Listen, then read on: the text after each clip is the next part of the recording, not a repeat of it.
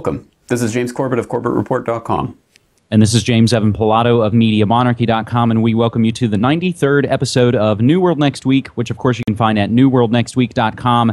And we also like to thank ParadigmShift.tv, who helped spread the word about this show and get it shown on Sky Satellite Channel 201.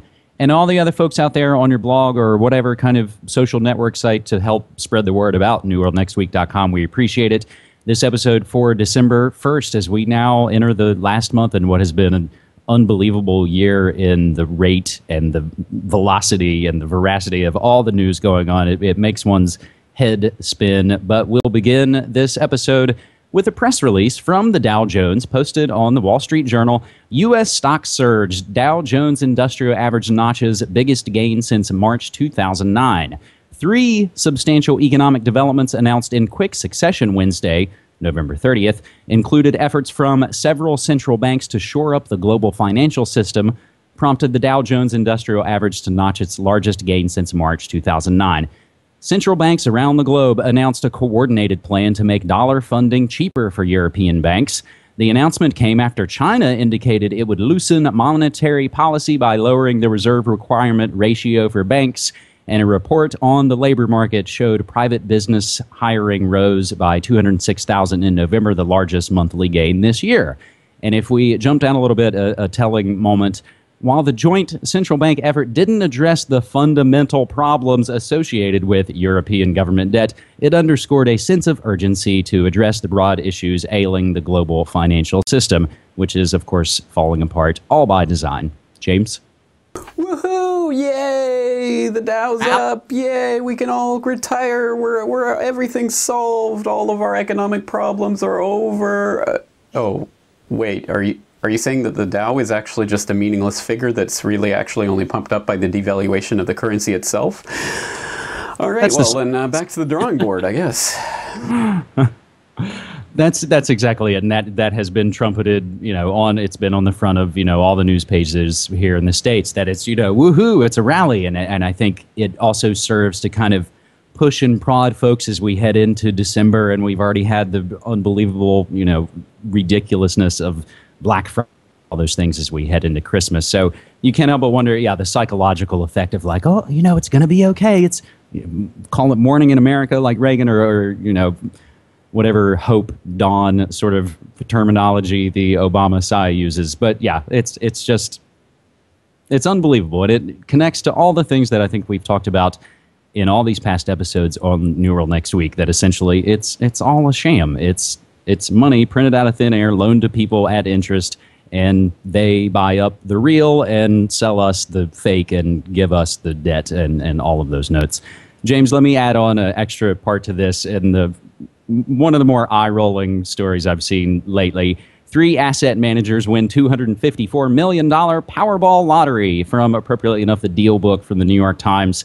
The lottery's full of rags to riches tales. Now the 1% has its own feel-good story. 3 executives at Bellpoint Asset Management, an investment firm in Greenwich, Connecticut, have won $254.2 million in a Powerball game, the largest jackpot in the state's history, which, of course, is one of the most wealthy states in the nation.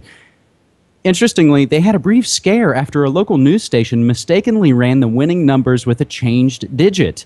Later, the station corrected the error, and they began planning to collect their millions. The trio formed the Putnam Avenue Family Trust to handle the winnings and decided to take a lump payment of $151.7 million rather than receive the prize in installments. James, any words on that? All I want to say is it's almost times like that you're almost happy that the dollar is devaluing so much, because at least it's devaluing their winnings. But well, what can you say? I mean, at least if the dollar devalues and goes into full Weimar hyperinflation and the Dow Jones goes up 1,000% overnight or whatever, at least people aren't going to be buying it anymore. I mean, people are waking up to the scam. So they can trumpet it all they want, but I think we know better. Let's look abroad for our second story from CNN International. Cyberwar explodes in Syria. A familiar digital chime rang on the computer someone was calling via Skype from Syria. It was a law student and opposition activist from the city of Homs who uses the pseudonym Musab al-Husseini to protect himself from arrest. He had fresh reports that security forces were shooting guns wildly in the neighborhood Baba Amir.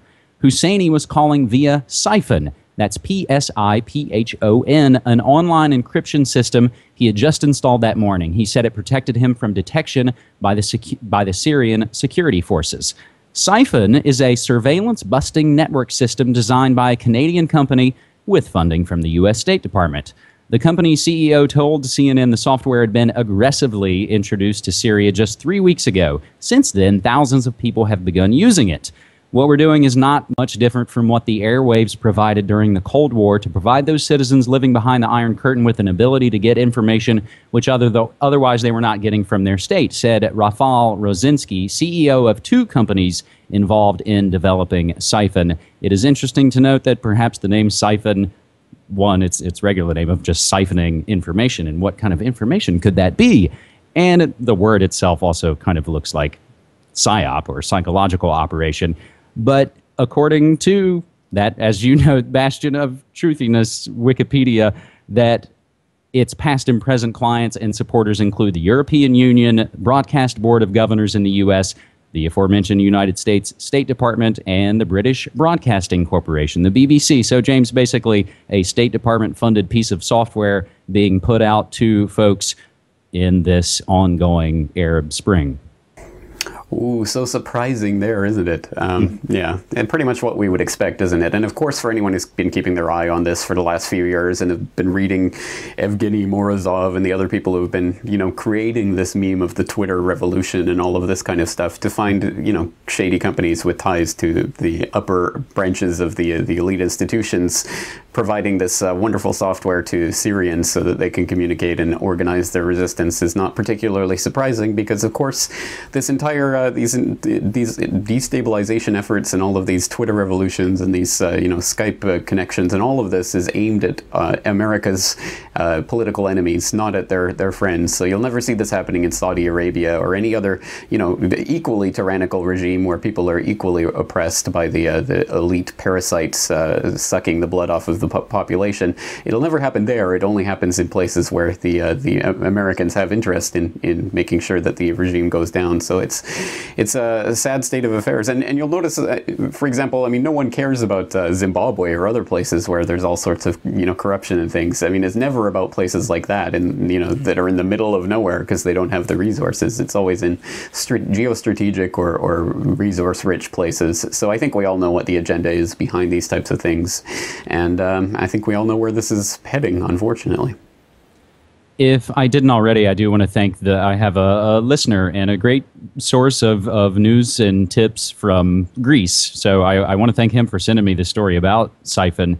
And James, I think in a way, and I kind of just thought about this, is maybe a great background for folks would be, I think your last couple of episodes of the podcast have been excellent, going over Danny Casolaro and the Octopus and Inslaw and the software. And you can talk about, and you've done a lot of great work on Ptech. So maybe we'll add in the show notes to go look at things like Ptech and the Inslaw Octopus case to kind of show the story of software with backdoors and all of those types of things. Any last word before our third and final story this week? I think that pretty much covers it, but yeah, it's a good idea to look into software that have intelligence agencies backdoors, and that reminds me of the Cryptagon story recently about Apple's iTunes update, which had this backdoor installed that the British intelligence was using to spy on their own citizens and things like that. People have to look that one up. That's an interesting little story, but there you go. It's very common, isn't it? And that's, I think, the weird line that I think you and I and all the millions of other folks out there, we kind of have to ride, because you and I are talking through Skype right now, which has been gobbled up by Microsoft, which we're using these things while we can to try and spread the information that is open and available. Our third and final story this week, James, we shift to your own FukushimaUpdate.com, where we put the con in DeCONtamination. There are 2 different videos, which we will give you the links and you can check out for yourselves, where they're power washing trees and calling it DeCONtamination. So there's one video showing the power washing of trees which is just washing the poison essentially down into the soil and into the roots. There's another video where they've at least put a tarp up, which I'm sure fixes everything. The NHK has a November 28th clip that shows exactly the same decon method, but without any tarp to at least shield the soil from radioactive materials being sprayed down. This advanced technology, DeCONtamination, will be used by 60 fruit orchards in 3 municipalities in Fukushima starting in the middle of this December. And the fruit farmers themselves will get to do the decon job. Which, James, that kind of brings the question to me. It seems like the farmers themselves would look at this and go, hey, what? Why are we doing this? What's the point of power washing the radioactive materials off the trees and into the ground?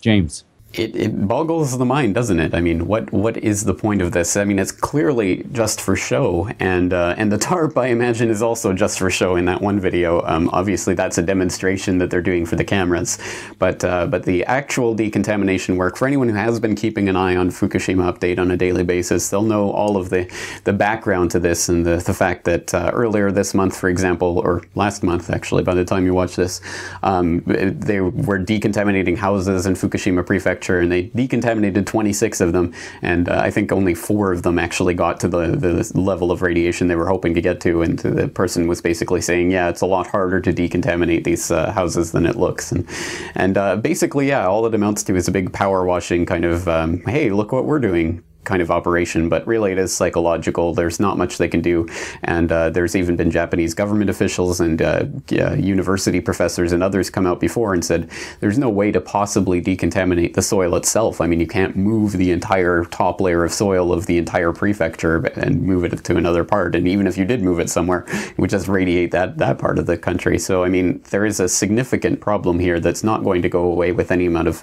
magic power washing, and again, it's just a photo op. And a psychological power washing that, again, there's always seems to be a through line that I think connect the stories, and that's by no accident that we try and put together stories that go around the world and look at a number of different issues, but show you the through line and the subtext and what makes it so important. James, as we wrap up this 93rd episode of NewWorldNextWeek.com, again, I just want to thank you for doing this. As I noted, we're now into our 2nd year, and I appreciate it so much. I have my own episode 241 of the Media Monarchy live podcast coming up this week. And you also have work coming up as well very soon on CorbettReport.com. That's right. In fact, I've got in my hot little hands right here, I've got the very first test pressing of my brand new DVD out that will be shipping out starting this weekend. It's available for purchase now on CorbettReport.com. It's a data DVD. It should play in any regular computer, and it's an archive of every single podcast episode, every interview, every article, every video on CorbettReport.com from its founding in mid-2007 until the end of 2008. So literally hundreds of hours of media all on one DVD. So I hope people will check that out at CorbettReport.com/support. That's such a fantastic idea, and that's something... Sorry, I forgot to mention, also, I've got a new e-newsletter that for any subscriber to the Corbett Report, anyone who's paying 100 Japanese yen a month donation, there's going to be a new e-newsletter. It's got news and analysis, recommended reading and viewing. It's got subscriber-only video and discounts on Corbett Report DVDs. So I hope people will check that out as well, starting today. It's going to be coming out later today. All right, man. Fantastic. So much amazing work. And like I said, I'm so, stoked to be able to do all these things with you and be connected with you in this, what we've called the new Gutenberg revolution, my friend. So thanks so much. Thank you.